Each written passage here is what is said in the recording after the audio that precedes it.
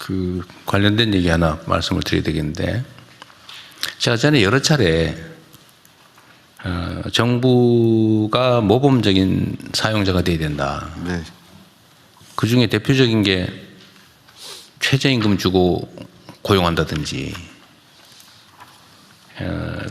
퇴직금 안 주려고 11개월 뭐 29일 일 시킨다든지, 정규직 안 시켜주려고 1년 11개월 만에 계약 끝내고 한 달 쉬었다가 다시 또 1년 11개월 계약하고 그런 거 있잖아요.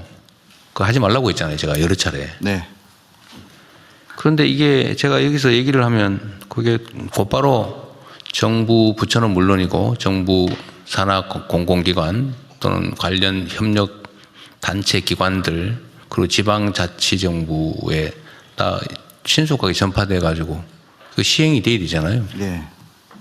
근데 얼마 전에 제가 뉴스 보니까 계속 그걸 하고 있더라고요. 그건 심지어 딱 하루를 빼고 계약을 해가지고 퇴직금 안 주고 또 그게 그런 식의 계약을 또 반복하고, 그래서 그걸 기자가 물어보니까 우리는 못 들었다 그랬다는 거 아닙니까?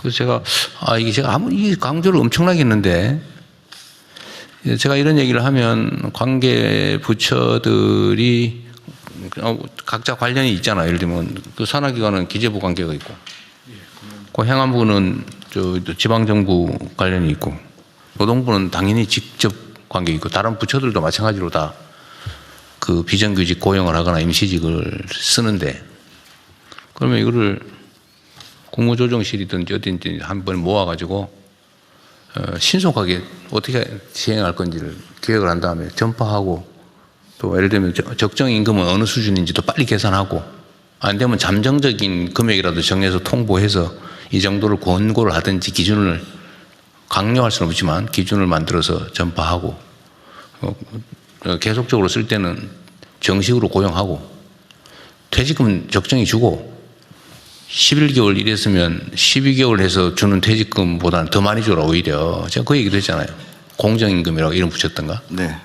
그 빨리빨리 시행을 해야 되는데 지금도 이렇게 여기저기서 몰랐다 이런 얘기 나오는 걸 보고 제가 좀 아쉬웠어요. 네. 일단 주무부처 장관으로서 그 보도를 보고 저도 놀랬고 대통령님께 또 명부스럽습니다. 다만 확인할 수 있는 것은 몰랐다는 것 저도 이해가 잘 안 되는 것이, 대통령 말씀 있고 나서 저희들이 실태 조사한다고 다 문서를 내렸습니다. 아, 그랬어요? 네. 그리고 2,200개 되는 공공부문 또 지방정부 모두 지금 실태 조사를 하고 있고. 아, 그랬어요? 예, 했습니다. 그래서 저희가 보도 나오고 나서 월요일 날 다시 한 번 더 모든 지방정부에 다시 한번 문서를 시달했고, 또 오늘 행안부 차관님 오셨는데 행안부하고도 공동으로 지방단체, 지방정부하고 간담회도 열 예정이고, 어제 저희들이 필요하면 이제 지키지 않는 곳에는 불시 점검도 시행하겠다고 보도자료를 냈습니다. 이런데도 못 들었다고 하면은 그러니까 못 들은 것부터 말을 안 했나 그랬더니 말을 했는데 못 들었군요. 못 들었다는 것부터 먼저 가겠습니다. 알겠습니다. 저의 오해였습니다.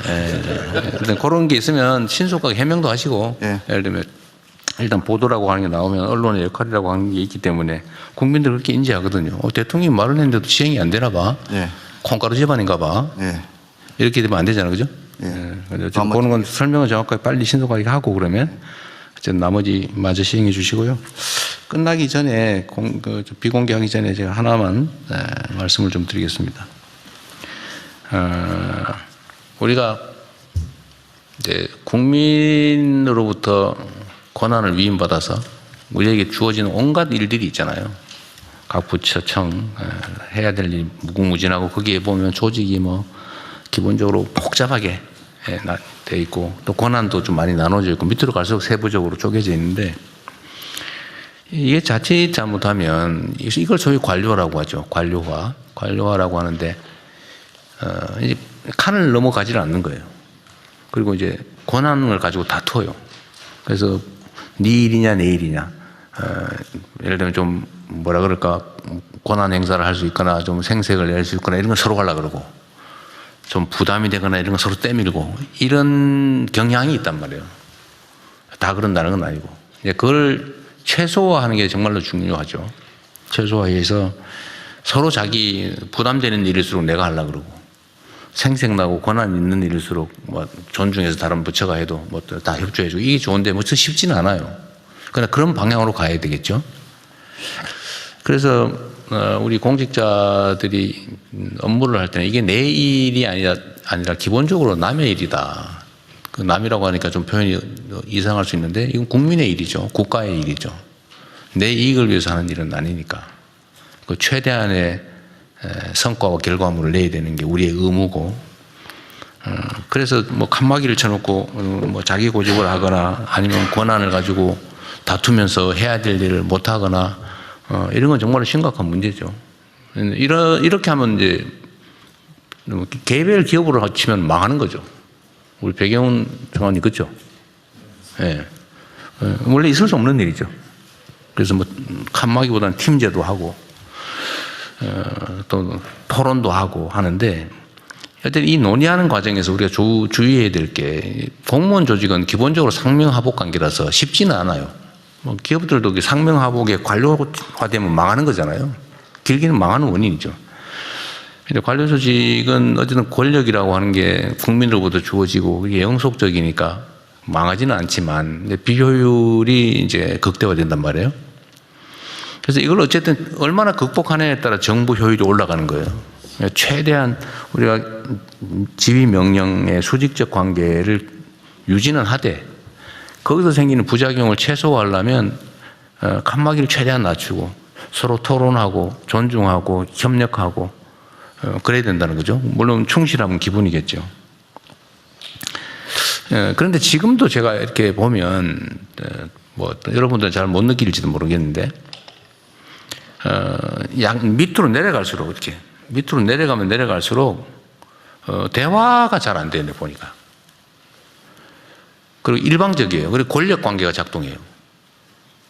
예를 들면 장관과 차관, 차관과 국장, 실장 뭐 이 관계도 이러면 대화가 안 되거든요. 수평적인 관계에서 대화는 어느 정도 좀 정착돼 가는 것 같은데 이 수직적 관계에서는 대화가 아니고 오로지 지휘 명령만 있는 것 같아요. 지휘와 복종만 있는 것 같습니다. 이러면 조직이 발전이 안 돼요. 제가 뭐 전에도 말씀드렸지만 세상은 일선에서 현장에서 막 변해가는데 빠르게 변해가는데